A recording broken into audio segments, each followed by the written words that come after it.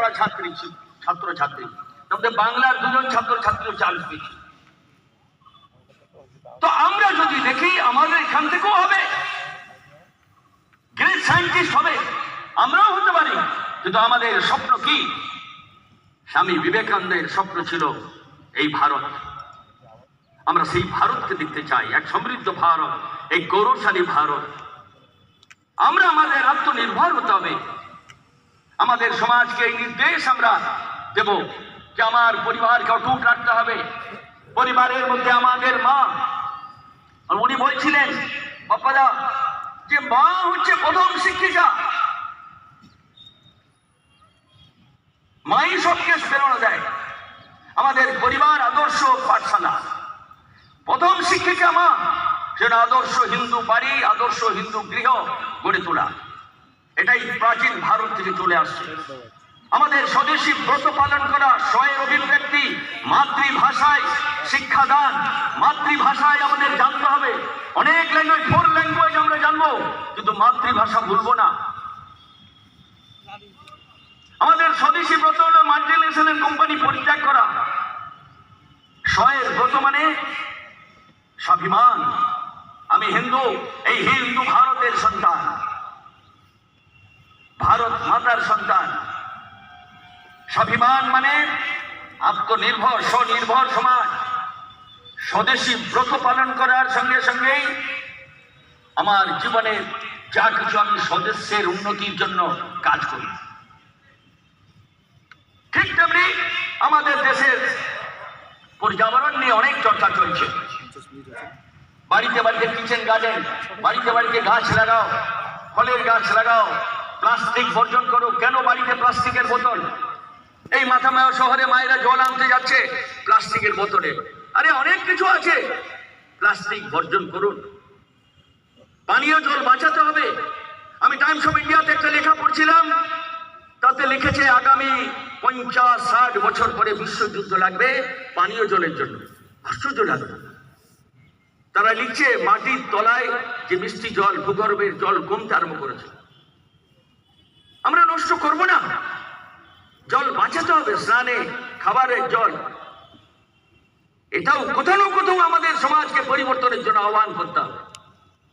আমাদের সমাজের কাছে আনটাচেবিলিটি, সমরসতা চাই। উঁচু নিচু ভেদভাব মিটিয়ে ফেলা। সব ভাষা, জাতি, সব আমরা সবাই এক মায়ের সন্তান, এক রস সমাজ। সব জাতিবর্গের জন্য মন্দিরে প্রবেশ। আমাদের স্বপ্ন আমাদের ভারত। আমরা সবাই এই রাষ্ট্রকে গড়ে তুলতে চাই। সেজন্য নাগরিক কর্তব্য, নাগরিক শিষ্টাচার পালন করা, হেলমেট লাগানো, বেল্ট লাগানো, এটা তো করি। রাস্তায় নোংরা করে না করা। কিন্তু এটুকু শুধু নয়, ভারতকে জানো, ভারতকে মানো, ভারতের হয়েই কাজ করো। ভারতবর্ষের যে মূল সংবিধান ডক্টর বাবা সাহেব ভীমরাও রামজি আম্বেদকর দিয়েছেন, সেটা শ্রদ্ধার সঙ্গে পালন করা। তিনি যে সংবিধান, হস্তলিখিত সংবিধান দিয়েছেন, তার মধ্যে স্পষ্ট করে বলা আছে ভারতবর্ষের গৌরবশালী ইতিহাস। তার মধ্যে ছবি আছে রামের ছবি, সীতা দেবী, লক্ষ্মণ, হনুমানজির ছবি আছে। মূল যে সংবিধান, তার মধ্যে ভগবান কৃষ্ণ অর্জুনকে উপদেশ দিচ্ছেন, সেই ছবি আছে। গীতার ছবি, তার মধ্যে ভগবান বুদ্ধের ছবি আছে, মহাবীরের ছবি আছে।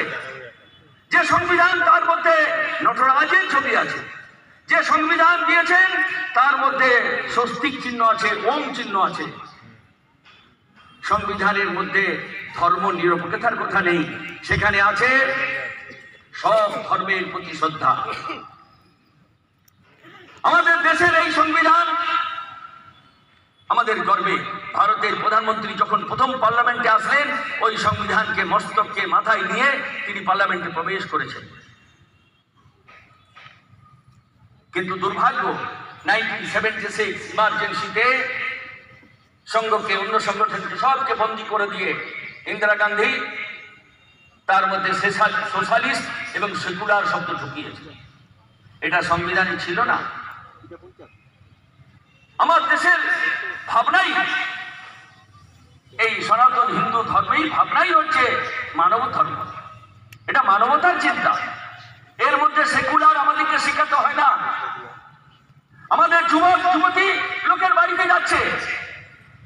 সঙ্গের কথা নিয়ে, সঙ্গের বই নিয়ে। একজনের বাড়িতে ক্লাস 11-12 পড়ে দুজন গেছে। দুজনে যাওয়ার পর তাদেরকে বলছে আপনারা আমাদের আরএসএস এর বইটা পড়ুন। সবার বাড়িতে গেছে, মুসলমানের বাড়িতে গেছে। মুসলমানের বাড়িতে প্রবেশ করেছে, তারা বললো আমরা তো এটা আরএসএস নয়, আমরা তো মুসলমান। বললো না, আরএসএস কি জানুন, পড়ুন। বললো না ভাই, আমরা এইসব আরএসএস দরকার নাই আমাদের। বাড়ির ভিতরে একজন তরুণ ছিল, সে বেরিয়ে এলো, তার পরিচয় জিজ্ঞেস করলো, তার নাম বললো আনোয়ার। বললো কি ব্যাপার ভাই? বলে আমরা এসছি আরএসএস এর একটা বই নিয়ে, আর একটা ছবি নিয়ে, ভারত মাতার ছবি। বলে খুব ভালো কথা, আমি তো আরএসএস এর কথা শুনেছি, বইটা দাও, আমাদের ছবি লাগবে না, এই ভারত মাতার চিত্র লাগবে না। বলে দেখুন, আপনি আরএসএস কে জানুন, বইটা তো দেবই, কিন্তু আপনি ছবিটা কেন রাখবেন না? বললো না না, আমরা কোনো মূর্তি পূজা করি না, আমাদের বাড়িতে কোনো মূর্তি নেই। মূর্তি নাই? তো ওর মধ্যে একটু বুদ্ধিমান ছিল, সবে ফার্স্ট ইয়ারে পড়ে। সে বলল, আনোয়ার দা, আপনি তো বললেন যে আপনারা কোন মূর্তি রাখেন না, এটা কার ছবি আপনার বাড়িতে দেখছি? বলে আরে ভাই, ওটা আমার মার ছবি। মা? আপনার মা কই? বলে আমার মা তো মারা গেছে। মারা গেছে? বলে হ্যাঁ। তো আপনি কেন রেখেছেন? বলে আরে তোমরা আরএসএস না করো, তোমরা মাতৃভক্ত নয়? বলে আলবত তোমরা মাতৃভক্ত, তাহলে আমি রাখবো না? বলে নিশ্চিত রাখবেন। বলে খুব ভালো কথা, আপনার মাকে আপনি ছবি রেখেছেন, মা আপনাকে জন্ম দিয়েছে, ছোটবেলায় আপনাকে বড় করেছে। আমরা যে ছবিতে নিয়ে এসছি এটা দেশ মা। আনোয়ারকে বলছে যে আপনি যতদিন বেঁচে থাকবেন আমার এই ভারত মা আপনাকে খাওয়াবে। আনোয়ারকে বলছেন এই মা আপনাকে জন্ম দিয়েছে, আপনি মাতৃস্তন পান করে বড় হয়েছেন, কিন্তু এই দেশের মা, এই ভারত মা, এখানে যে অন্ন হয়, সবজি হয়, ফলমূল হয়, জল, সব এই ভারত মাতার। আপনি মৃত্যুর দিন পর্যন্ত এটা খেয়ে বেঁচে থাকবেন। আপনার মা আপনাকে বড় করেছে, জন্মের পর এই মাটিতেই গড়াগড়ি পেয়েছেন। আপনি মুসলমান, আপনাকে কবর দেবে এই ধরতি মাতা, এই বসু মাতা, এই ভারত মাতার মাটিতে। আনোয়ার বলল আপনারা কি বলছেন? বলে ওটা আপনার মা, এটা আমাদের দেশ মা। ও বা গর্ভধারিণী মা, এটা বড় মা। বড় মা? বলে হ্যাঁ। বলে আমাকে তো কোনদিন কেউ কথা বলেনি। বলে আমরা তো আরএসএস, সেটাই বলতে এসছি। এক যুবকের কথা শুনে আনোয়ার, 25-30 বছরের যুবক আনোয়ার, প্রাইমারি স্কুলের মাস্টার, সে বললো ছবিটার দাম কত? বলে 2 টাকা দাম, আর বইটার দাম 3 টাকা, সঙ্গগাথা বই। সেই আজকেও তার বাড়িতে ভারত মাতার ছবি বাঁধিয়ে রেখেছে। এটাই সঙ্গ। সঙ্গকে বুঝতে হবে, যারা দূর থেকে সঙ্গকে গালি দেয় তারা রাষ্ট্রবিরোধী মনে রাখতে হবে। আমরা চাই যারা আসুন কাছে, সঙ্গকে দেখুন। আজকের তরুণ সমাজ দলে দলে সঙ্গের সঙ্গে যুক্ত হচ্ছে। সঙ্গের স্বপ্ন কি? সারা বিশ্বের কল্যাণ। আরএসএস সারা ভারতে কাজ করছে। ভারতের বাইরে 125-30টা দেশে সঙ্গের সহিংসরা কাজ করছে। সেখানে আরএসএস নয়, রাষ্ট্রীয় স্বয়ংসেবক সংঘ নেই, সেখানে HSS। সেখানে কি কাজ? সেখানকার ভারতীয় হিন্দুদের এক জায়গায় নিয়ে আসা, গৈরিক পতাকা উত্তোলন করে তারাও সপ্তাহে একদিন, মাসে মহিলা পুরুষ মিলে মিলিত হয়। HSS কাজ 52টা দেশে চলছে পৃথিবীর। আর এই 52টা দেশের মধ্যে আমার মতন প্রচারক, আমার পরিচয় বলছিল না যে আমি অনেকদিন ভারতবর্ষের প্রচারকদের, তাদের সঙ্গে মিলিত হয়ে জানতে পারলাম যে তারা কি করে কাজ করে। একটা ছোট্ট উদাহরণ দিয়ে আমি শেষ করব। নাইজেরিয়া বলে একটা ছোট্ট দেশ, যেখানে প্রচুর ভারতীয় আছে। নাইজেরিয়ার লোকেরা তারা আমাদের ওই মাসিক মিলনে, সাপ্তাহিক মিলনে আসে। তারা এসে বলছে আপনারা তো খুব সুন্দর ভারতীয় যে সংস্কার রাখছেন, অনুশাসন করছেন, আমাদের সমাজ নষ্ট হয়ে যাচ্ছে। নাইজেরিয়ার যারা মূল নিবাসী তারা বলছে আমরা ইসলাম আতঙ্কবাদে আমরা ভয়ে ভীত আছি, আমাদের সমাজ নষ্ট হয়ে যাবে, আপনারা বাঁচান। বলে তোমরা তোমাদের সমাজকে চেষ্টা করো জাগানো, আমরা কি করব? না আপনারা আমাদেরকে সামিল নেন। বলে আরে এখানে তো আমরা গৈরিক পতাকা লাগিয়েছি, আমরা বিশ্ব ধর্ম কি জয় বলি, এখানে ভারতবর্ষের সংস্কৃতির কথা চর্চা করি, তোমরা তোমার দেশের লোক। বলে আমরা তো কি করব জানি না, বলে আমাদের পদ্ধতি শেখান। বলে ঠিক আছে, তোমরা তোমাদের জাতির জন্য কাজ করো, আমরা ট্রেনিং দেব। 300টা কেন্দ্র এখন নাইজেরিয়ার লোকেরা, তাদের মূল নিবাসী লোকেরা তাদের সাহসী স্বাবলম্বী হচ্ছে। আমাদের অনেক দেশের লোকেরা তারা ভারতীয় সংস্কৃতি ভুলেনি। ইন্দোনেশিয়া একটা ছোট্ট দেশ, তারা এয়ারলাইন গরুর এয়ারলাইন্স। ইন্দোনেশিয়া তাদের যে নোট, তার মধ্যে কার ছবি আছে জানেন? গণেশের ছবি। তারা তো ইসলামকে গ্রহণ করেছিল। তারা কি জিজ্ঞেস করছে তোমরা এটা মানো গণেশকে? বলে আমাদের পূর্বপুরুষকে আমরা ভুলিনি। আমাদের ফোর ফাদার্স হিন্দুই ছিল। বালি দ্বীপ একটা ছোট্ট দ্বীপ। ভারতের প্রধানমন্ত্রী এক সময় ছিলেন অটলজি। তিনি 3 দিন প্রবাসী ছিলেন। আমরা তার সঙ্গে মিলিত হলাম। তিনি বলছিলেন বালি দ্বীপের লোকেরা তারা সব ইসলামে, কিন্তু তারা যে নাটক করে দেখালো ওনার সামনে, লবকুশের নাটক। বলে রামকে আমরা ভুলি না, লবকুশ আমাদের পূর্বপুরুষ। আমি থাইল্যান্ডে গিয়েছিলাম যেদিন প্রথম রাম মন্দিরের রামলালার প্রাণ প্রতিষ্ঠা হলো। থাইল্যান্ডে যে ব্যাংকক শহর, তার একদিকে মাঝখানে নদী, একদিকে যে শহর, সেটার নাম অযোধ্যা। সেখানকার যে রাজা, এখন 10ম রাজা, তার নাম রাম। ভগবান বুদ্ধকে মানে, কিন্তু রামকেও মানে। আর আমার দেশে রামকে তোরা জয় শ্রীরাম বলবি? আমাদের সংস্কৃতিকে তারা অপমান করেছে, ছোট করেছে বন্ধু। আমরা ভুলে গেছি কালক্রমে। সেটা আমাদের সংস্কৃতির উত্থান। ভারতবর্ষের প্রাচীনতম সংস্কৃতি এই দেশকে উত্থানের জন্য কাজ করেছে, আমরা সেই কাজেই এগোচ্ছি।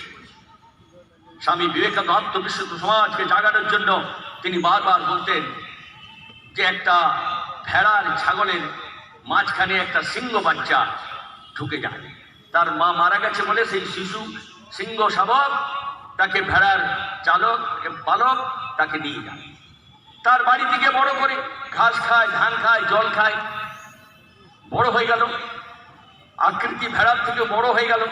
সিংহ শাবক ম্যামে করতে শিখলো, ধান খায়, খড় খায়, কি ব্যামে করে, কি করে।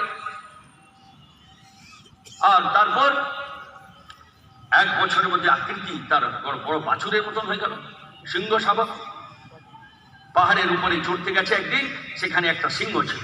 সেই সিংহটা দেখতে পেয়েছে, আরে এই ভেড়া ছাগলের মাঝখানে এটা কি? সে দেখছে এটা তো সিংহ বাচ্চা। তো সিংহ বাচ্চাকে ধরার জন্য আস্তে আস্তে নিচে নেমেই লাফ দিয়ে সিংহ বাচ্চাটাকে ধরেছে, বড় সিংহটা। যেই না ধরা, আর সেই সিংহ বাচ্চা কান্দার মধ্যে ম্যাঁ ম্যাঁ ব্যাঁ ব্যাঁ করে। বড় সিংহটা বলে তুই কাঁদছিস কেন? বলে তুমি কে? ছাড়ো, দেখো আমার সব দাদা ভাই চলে যাচ্ছে। বলে চুপ, তুইও যা আমিও তা। বলে না, ব্যা ব্যা করছিস কেন? ছোটবেলা থেকেই তো শিখেছে ব্যা ম্যাঁ। মারছে একটা গোত্তা, হালুম কর, হালুম বেরোয় না। বলে না, ছাড়ো ছাড়ো। বলে দেখ তুই আর আমি সমান। বলে না, ব্যা। টানতে টানতে নিয়ে গেছে নদীর ধারে, জলটা পরিষ্কার। সেখানে বলে আমার মুখটা দেখ। বলে দেখলাম। তোর মুখটা দেখ, জলে ছায়া পড়েছে, দেখলাম। মিল তো আছে? বলে লাগে তো হ্যাঁ, কিন্তু ব্যা ব্যা তো ছোটবেলায় শিখেছে, ব্যা হালুম শিখেনি। বলে আমি আর তুই সিংহ, আমরা পশুদের রাজা, হালুম কর, লাফাও।